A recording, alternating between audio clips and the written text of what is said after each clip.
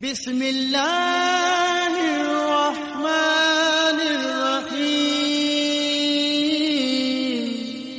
السلام علیکم ناظرین، میں ہوں آصف محمود اور آپ دیکھ رہے ہیں ادراک ٹی وی۔ ناظرین، غلام باندی کا دستور اسلام سے قبل قدیم زمانے سے چلا آ رہا تھا اور ہر قوم میں یہ عادت پائی جاتی تھی، خواہ عیسائی ہوں یا یہودی، ہنود ہوں یا دیگر اقوام۔ اسی طرح عربوں میں یہ دستور کثرت سے رائج تھا۔ حضور صلی اللہ علیہ وآلہ وسلم کی بعثت سے قبل غلام یا باندی بنانے کے مختلف طریقے لوگوں میں رائج تھے۔ اول، جنگی قیدیوں کو غلام یا باندی بنانے کا طریقہ۔ دوم، لوگ فکر و فاقہ کے باعث یا قرض کے دباؤ میں آ کر اپنے بچوں کو یا خود اپنے آپ کو کسی کے ہاتھ فروخت کر دیتے اور وہ ان کو اپنا غلام یا باندی بنا لیتے۔ سوم، کسی جرم کی پاداش یا قمار بازی میں ہارے جانے کی صورت میں لوگ غلام بنا لیے جاتے تھے۔ چہارم، یوں بھی کسی کو چرا کر لے آتے اور زبردستی غلام یا باندی بنا لیتے۔ لونڈی غلام اسلام کے دور اول میں یا تو وہ لوگ تھے جن کو صدیوں سے معاشرے کے غالب طبقے نے دبا رکھا تھا اور ان کی باقاعدہ تجارت ہوتی تھی اور منڈی میں قیمت لگتی تھی۔ اس غلامی کی بس اتنی سی قانونی پوزیشن تھی کہ وہ دنیا میں کسی چیز کے مالک نہ تھے اور جب سے انہوں نے ہوش سنبھالا اپنا بکنا بکانا دیکھا تھا۔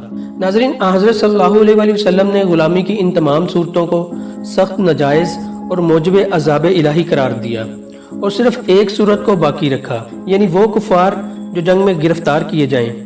مسلمان حاکم کو اختیار ہے کہ اگر مسلط و سیاست بہتر سمجھے تو ان کفار قیدیوں کو غلام یا باندی بنا لے۔ ناظرین، باندی سے اس کے آقا کے لیے جنسی خواہش پوری کرنا جائز ہے۔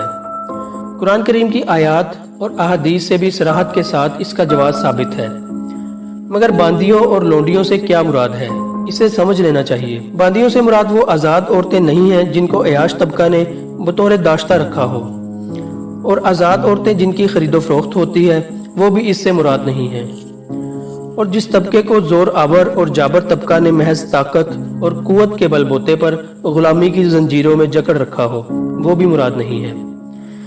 باندیوں سے مراد شرعی باندیاں ہیں، اور شرعن باندیوں سے مراد وہ غیر مسلم عورتیں ہیں جو جہاد کے بعد غنیمت میں حاصل ہو گئی ہوں۔ پھر خواہ گرفتاری کے بعد وہ اسلام قبول کر لے تو بھی باندی رہ سکتی ہیں، لیکن پہلے سے مسلمان ہوں تو انہیں گرفتار کر کے باندی بنانا جائز نہیں ہے۔ ان گرفتار عورتوں کو یا تو مفت میں رہا کر دیا جاتا ہے یا معاوضہ لے کر چھوڑ دیا جاتا ہے، یا ان کے بدلے مسلمان قیدیوں کو دشمن کی قید سے چھڑوایا جاتا ہے۔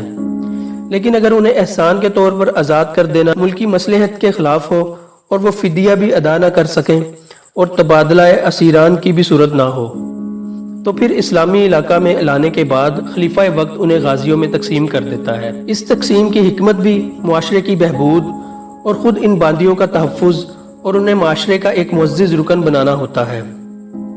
تقسیم کے بعد آقا اگر اس باندی کا کسی سے نکاح کر دے تو وہ اپنے مالک کے لیے حرام اور صرف اپنے شوہر کے لیے حلال ہوتی ہے، اور اگر آقا چاہے تو اسے آزاد کر کے اس سے نکاح کر سکتا ہے یا بغیر نکاح کے اس سے ازدواجی تعلق قائم کر سکتا ہے، اور اگر اس تعلق کے نتیجے میں اولاد پیدا ہو گئی تو وہ باندی مالک کے مرنے کے بعد آپ ہی آپ آزاد ہو جاتی ہے۔ ناظرین، چونکہ غلام بنانا اسلام میں بطور حکم نہیں بلکہ بطور اجازت ہے، تو مسلمانوں کو اس بات کی اجازت ہے کہ جب وہ قرین مصلحت سمجھیں غلام بنانے کا سلسلہ موقوف رکھیں۔ موجودہ دور میں اقوام متحدہ کی سطح پر تمام رکن ممالک کے مابین غلامی کا سلسلہ موقوف کرنے کا معاہدہ ہے، اس لیے اس دور میں مسلمانوں نے بھی یہ سلسلہ بالکل موقوف کر دیا ہے۔ لہٰذا جو ممالک اس معاہدے میں شامل ہیں انہیں معاہدے کی روح سے اس کی پاسداری کرنی لازم ہے۔ لہٰذا موجودہ دور میں کسی عورت کو باندی یا لونڈی نہیں بنایا جا سکتا، اس لیے کہ غلام باندی بنانے کی اجازت جن صورتوں میں ہے یہ ان میں داخل نہیں ہے۔ اس کے لیے جو شرائط ہیں کہ شرعی جہاد ہو، امام المسلمین کی رائے ہو، اور مسلمانوں اور غیر مسلموں میں کوئی ایسا معاہدہ نہ ہو جس کی روح سے ایک دوسرے کے قیدیوں کو غلام نہ بنایا جا سکتا ہو۔ موجودہ دور میں یہ شرائط مکمل نہیں ہیں، اس لیے کسی عورت کو باندی یا لونڈی بنانا جائز نہیں ہے۔